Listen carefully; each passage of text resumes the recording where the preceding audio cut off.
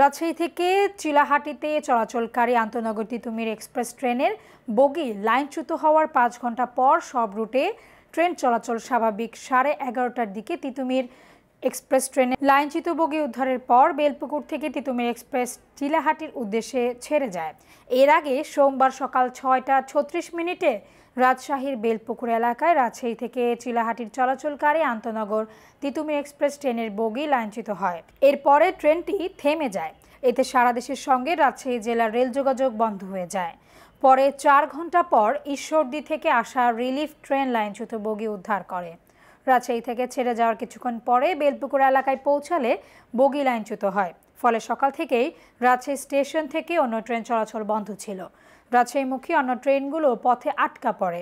লাইনচ্যুত হওয়া বগি উদ্ধারের পর বেলা 11:30টায় তিতুমির এক্সপ্রেস চিলাহাটির উদ্দেশ্যে ছেড়ে গেছে। এরপর মধুমতি ও অন্যান্য ট্রেনগুলো পর্যায়ক্রমে ছেড়ে যাচ্ছে।